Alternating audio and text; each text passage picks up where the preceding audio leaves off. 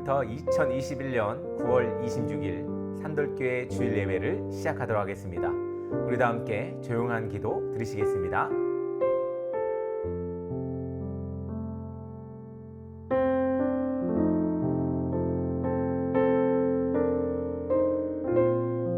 지금 이 시간은 우리 사도신경으로 우리의 신앙을 고백하는 시간입니다. 우리 다 함께 사도신경으로 신앙을 고백하도록 하겠습니다. 전능하사 천지를 만드신 하나님 아버지를 내가 믿사오며 그 외아들 우리 주 예수 그리스도를 믿사오니 이는 성령으로 잉태하사 동정녀 마리아에게 나시고 본디오 빌라도에게 고난을 받으사 십자가에 못 박혀 죽으시고 장사한 지 사흘 만에 죽은 자 가운데서 다시 살아나시며 하늘에 오르사 전능하신 하나님 우편에 앉아 계시다가 저리로서 산자와 죽은 자를 심판하러 오시리라. 성령을 믿사오며 거룩한 공회와 성도가 서로 교통하는 것과 죄를 사하여 주시는 것과 몸이 다시 사는 것과 영원히 사는 것을 믿사옵나이다. 아멘. 지금 이 시간은 우리 세상의 언어로 하나님의 음성을 듣는 시간입니다. 하나님의 음성에 귀 기울여 보시기 바랍니다.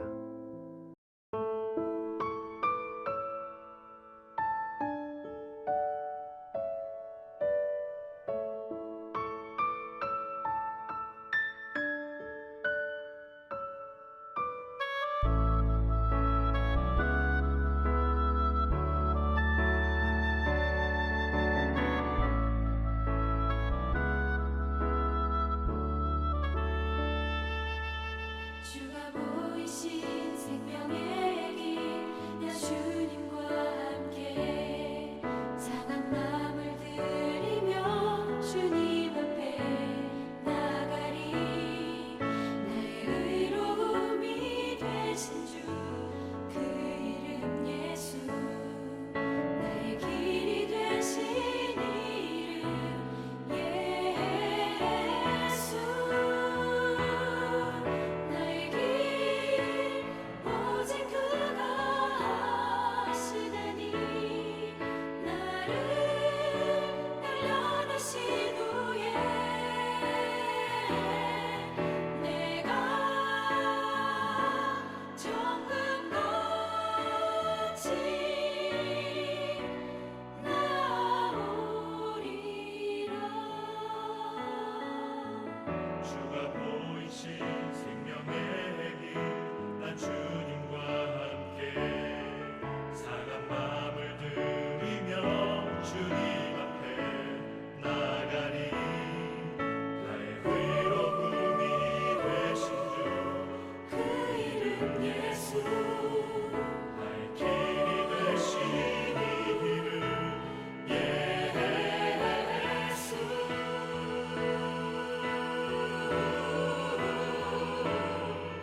나의 길 오직 그가 하시나니 나를 날려다신 후에 내가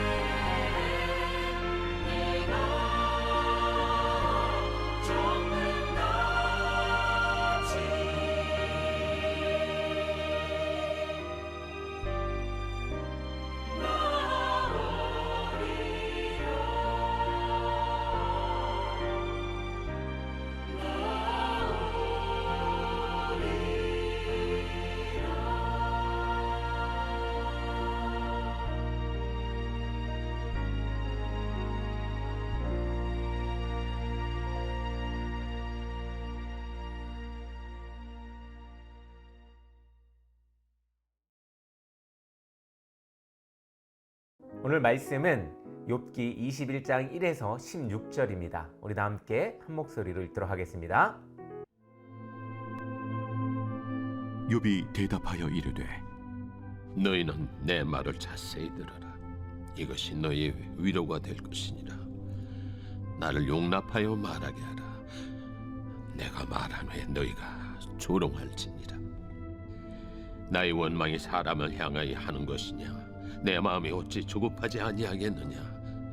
너희가 나를 보면 놀라리라. 손으로 입을 가리리라. 내가 기억하기만 하여도 불안하고 두려움이 내 몸을 잡는구나. 어찌하여 악인이 생존하고 장수하며 세력이 강하냐? 그들의 후손이 앞에서 그들과 함께 굳게 서고 자손이 그들의 목전에서 그러하구나. 그들의 집이 평안하여 두려움이 없고 하나님의 매가 그들 위에 임하지 아니하며 그들의 수소는 새끼를 베고 그들의 암소는 낙태하는 일이 없이 새끼를 낳는구나.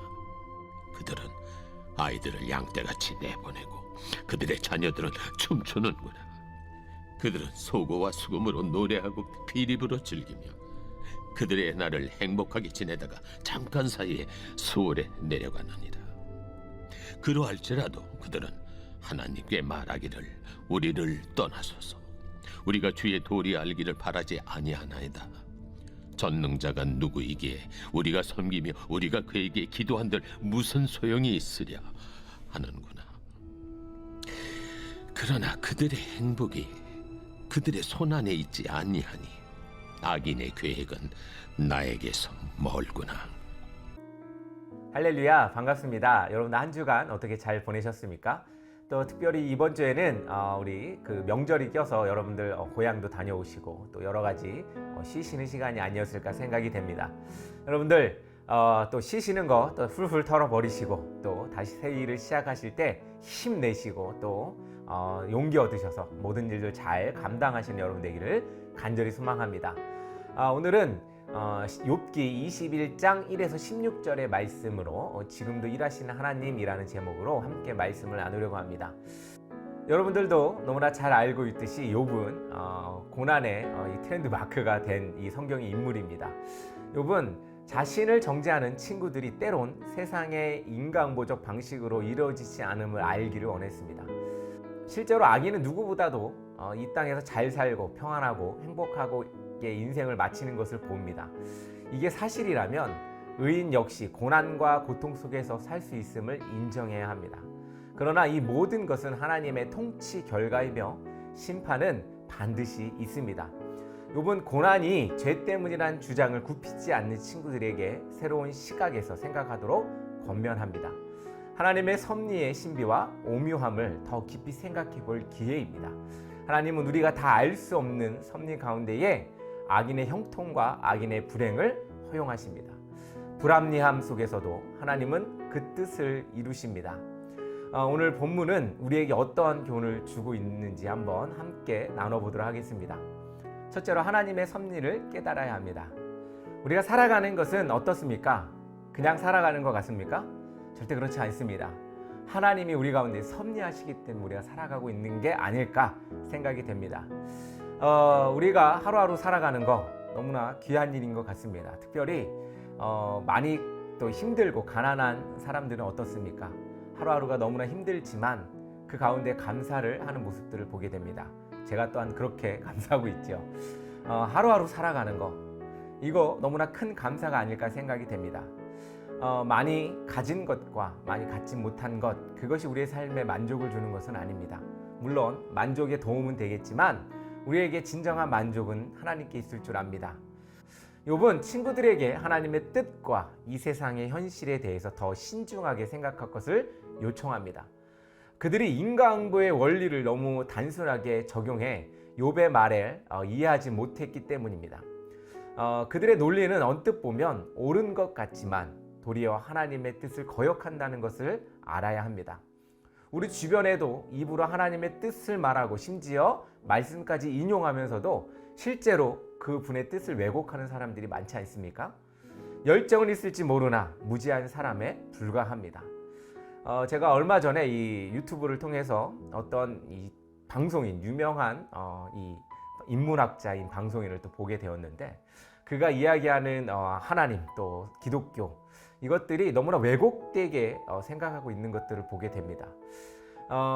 정말로 많은 학식을 가졌다고 하지만 하나님에 대한 참 무지함이 드러나는 제가 그 방송을 보고서 참 이 세상이 지금 바라보는 눈빛이 아마도 저러지 않을까라는 생각이 듭니다. 이 세상이 어떻습니까? 인터넷을 통해서 세상 많은 지식과 또 정보를 축적하고 있는 시대가 되지 않았습니까? 그럼에도 불구하고 이 정보만으로는 알 수 없는 하나님의 섭리가 사람들에게 있지 않나 생각이 해봅니다. 그러므로 세상이 보는 하나님의 이 관점은 어떻습니까? 여러분도 너무나 잘 알고 있듯이 그들은 하나님에 대해서 욕하기 바쁘지 않습니까? 세상은 하나님에 대해 잘 알지 못합니다. 혹은 왜곡된 시선을 가지고 하나님을 바라보고 있습니다. 어떻게 보면 이 모든 것들이 우리 기독교인들, 기성에 있던 기독교인들이 행했던 모습 때문이 아닌가라는 또 반성도 해봅니다. 그렇습니다. 우리가 이렇게 매일매일 반성하며 나가야 될 이유는 하나님에 대해서 우리가 올바로 사람들에게 인식시키기 위해서가 또 아닐까 생각을 해봅니다. 그렇습니다. 세상은 하나님에 대한 보는 태도부터가 잘못됐고, 또 하나님에 대한 잘못된 인식으로 인하여 오해를 많이 하고 있습니다. 우리는 성경을 진지하게 읽고 연구해야 합니다. 그래야 하나님을 잘 알 수 있고 세상 사람들부터 오해하는 것을 바로 잡아줄 수 있지 않겠습니까? 성경에 나타난 하나님의 성품과 섭리를 잘 깨달아야 합니다. 그럴 때 이 세상과 나 자신의 삶을 이해할 수가 있게 될 것입니다. 둘째로, 하나님의 통치를 신뢰하게 합니다. 우리나라에도 한참 이런 문제가 있었죠. 이 친일파들은 어떻습니까? 잘 먹고 잘 살고 또 고위고관직에 있는 사람들을 보고 항상 독립군들은 또 가난한 삶, 또 기초생활 수급자로 살아가는 모습을 보게 됩니다. 참 우픈 일이 아닌가 생각이 됩니다. 악인과 선인, 우리가 생각하는 이 악인은 우리를 또 힘들게 했던 친일적인 행적을 했던 사람들은 잘 먹고 잘 사는 모습, 참으로 억울하고 힘듭니다. 그리고 이 나라를 위해서 목숨 바쳐 살아갔던 사람들은, 그의 또 자손들은 너무나 가난하게 힘들게 사는 것을 보면서 과연 정의가 어디 있을까? 라고 생각이 될 때가 많이 있습니다. 악인이 형통하고 죽을 때에도 평안하고 후손까지 잘 산다는 이야기를 들었을 때 욥의 친구들은 하나님의 공의의 심판을 단순하게 말할 수가 없었습니다. 예수님을 열심히 믿는데 일은 잘 안 되고 오히려 어려움을 겪습니다. 하나님 믿는데, 예수님 믿는데 왜 나는 이 모양이지? 라고 생각하는 분들, 여러분들 기준이 어디에 있는지 모르겠지만 어떻게 보면 우리는 항상 하나님을 믿든 안 믿든 우리에게 주어지는 부족함은 항상 있을 것 같습니다. 그런데 하나님 믿는 사람들이 생각하는 하나님을 믿는데 왜 나는 잘 안 되지? 하나님 말씀 잘 읽고 하나님께 예배 열심히 하고 하나님이 하라는 선한 뜻을 가지고 살아가고 있는데 왜 나는 이 모양 이 꼴일까? 라고 생각하는 분들이 있을 겁니다. 반면 자기 멋대로 사는 사람들은 모든 일이 잘 됩니다. 그때 우리의 마음에 의문이 들면서 답답함이 생기고 심지어 하나님이 원망스럽기도 합니다. 눈에 보이는 것에 속을 수 있습니다. 그런 일들은 비일비재합니다. 하나님은 우리를 보고 계신가? 뭐 이런 생각도 들기도 하죠. 하나님은 우리를 경건하게 살도록 두시는가? 의문을 품지만 하나님은 분명하게 이 모든 순간에도 우리와 함께 하시며 다스리고 계십니다. 우리에게 필요한 것은 의심이 아니라 주님을 향한 신뢰입니다. 모든 것을 선하게 통치하시는 주님을 믿음의 눈으로 신뢰해야 합니다. 그렇습니다. 하나님을 믿는데도 어떻게 보면 잘 되지 않는 것 같고 또 뭔가 이렇게 복을 바라고 사는 우리들에게 있어서 참 그것이 억울하기도 하고요. 너무나 힘들 수도 있습니다. 그러나 우리가 하나님을 믿는 거에는 우리가 잘 먹고 잘 살기 위해서 하나님을 믿는 게 아닙니다. 하나님께 영광을 돌린다, 하나님을 찬양한다는 의미는 뭘까요? 내가 잘 먹고 잘 살으면 하나님을 찬양하는 걸까요? 다시 이야기를 돌려서 이야기하자면 우리가 감사하는 이유는 또 무엇일까요? 우리에게 많은 복이 있어서 감사하는 걸까요? 우리는 이것에 대해서 생각을 좀 다시 정리할 필요가 있다고 생각이 됩니다. 그렇습니다. 우리에게 많은 것이 주어지지 않더라도 우리가 살아가는 이 삶을 통해서 하나님께서 영광 받아주시는 것이 하나님을 믿는 삶이고 하나님을 향한 삶인 줄로 압니다. 그러므로 악인의 형통과 잘됨이 우리와 아무런 관계가 없다는 겁니다. 많은 사람들이 우리를 비아냥할지 모르겠습니다. 그런데 여러분들 잘 아시기 바랍니다. 이것은 분명한 사실입니다. 우리 기독교인들은 한 번도 잘 먹고 잘 살아본 적이 없습니다. 우리에겐 항상 고난이 있었죠. 세상 사람들 우리에게 날마다 손가락질했죠. 과거에 2000년 전부터 시작해서 거슬러 올라와 봐도 하나님을 믿는다고 하는 것은 참으로 쉬운 일이 아니었고, 또 특별히 배부르던 시대에도 제대로 믿는 사람과 또 제대로 믿지 못하는 사람들의 모양은 서로 달랐다는 것을 우리는 알 수 있습니다. 그렇습니다. 모든 것을 선하게 통치하시는 주님을 믿음의 눈으로 신뢰해야 합니다. 악인의 형통과 경건한 자의 고난을 통해서도 뜻을 이루시는 주님을 우리는 찬양해야 합니다. 세 번째로 모든 것이 하나님께 있음을 알게 합니다. 하나님께서 악인, 그들이 잘 살게 하는 이유와 목적이 있을 거라고 저는 분명하게 생각이 됩니다. 많은 사람들이 특별히 이 많은 것을 가졌을 때 교만해지지 않습니까? 교만은 어떻게 보면 죄를 낳는 어떤 원인이 되기도 합니다. 교만한 것, 그것은 자기가 모든 것을 할 수 있다고 생각하는 것이죠. 돈이 많이 가진 사람들, 특히 우리가 영화나 혹은 진짜 이 신문 기사에서 보면 항상 문제를 일으키는 이 부유층 자녀들이나 혹은 부유층의 사람들을 보면 참 교만이 이루 말할 수 없습니다. 저도 어렸을 때 제가 20대 후반, 30대 초반쯤에 이제 어느 가족이 운영하는 또 이 사업체에 들어가서 일을 한 적이 있는데, 그들의 모습이 아마 그런 어떤 교만과 행복 아닌가 이런 생각을 해봅니다. 많은 것을 누리고 갑질에 갑질을 하는 사람들, 그런 사람들은 어떻게 보면 많은 것을 가졌다 그래서 많은 것을 얻은 것 같지는 않습니다. 악인은 이 세상이 잘 되고 문제없이 지내면서 지극히 교만해집니다. 하나님의 존재를 부정하며 알려고 하지도 않죠. 오히려 하나님을 비웃고 돈이 전능하다고 믿습니다. 하나님께 기도하거나 의지하는 것은 생각도 않습니다. 그래도 잘 되니 그 자만과 독단을 막을 수가 없습니다. 그러나 악인의 형통과 교만조차도 전능하신 하나님의 손 안에 있습니다. 하나님이 관여하지 않으셔서 잘 사는 것 같지만 오히려 하나님이 그렇게 주관하신다고 생각해야 합니다. 모든 것이 주님의 통치 아래 있습니다. 이 땅에서 세속적인 형통을 누리는 악인은 하나님을 대적하고 조롱하지만 그들의 운명은 결국 하나님의 손에 달려 있습니다. 궁극적으로 하나님께서 세상의 모든 것을 다스리십니다. 우리의 미약한 경험으로 쉽게 판단하면서 하나님의 살아계심과 다스리심을 의심하는 행동은 하지 말아야 합니다. 모든 것은 주님의 손 안에 있습니다. 만물을 다스리심을 믿고 의지하며 나아가야 합니다. 악인이 부유하고 높아지는 것조차도 하나님께서 뜻을 이루시는 방편으로 사용하신다는 것을 생각할 때 오히려 하나님을 우리는 찬양해야 합니다. 사랑하는 성도 여러분, 지금 우리가 배가 부르지 않습니다. 혹은 가난합니다. 그런데 우리가 이 가난한 것에 집중하면 우리의 삶은 날마다 부족할 수밖에 없습니다.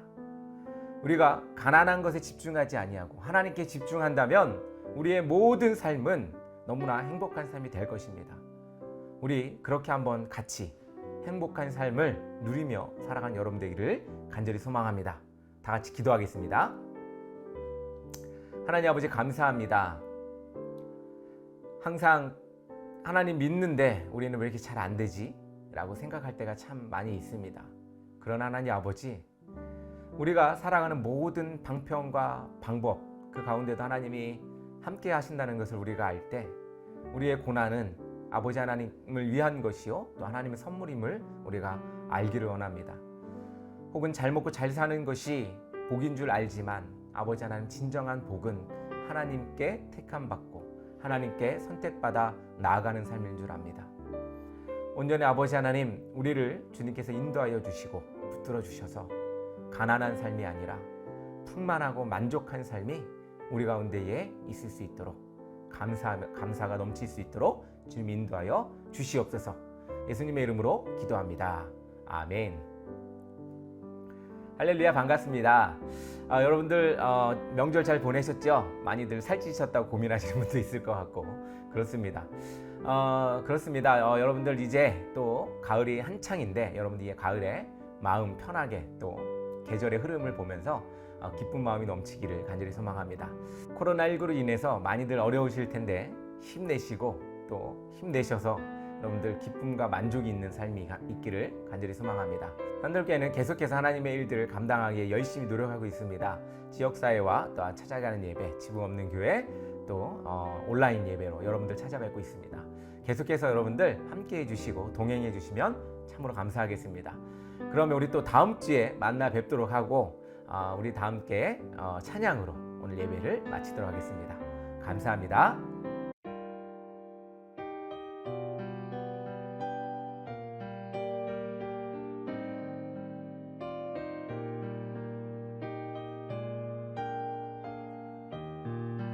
예수님의 은혜와 예수님의 은혜와 하나님의 사랑과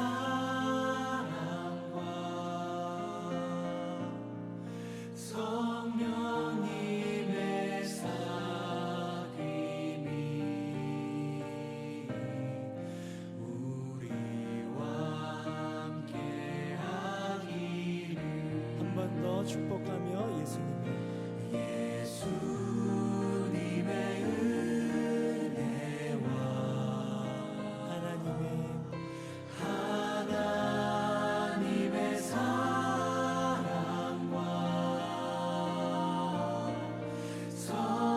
성령님의 사귐이 우리와 함께하기. 마지막으로 목소리 높여 예수님의 은혜와 하나님의 사랑과 하나님의 사랑과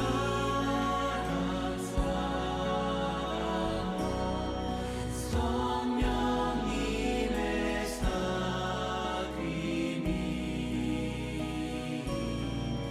우리와 함께하기를. 마음 담아 정직한 마음으로 기도합니다.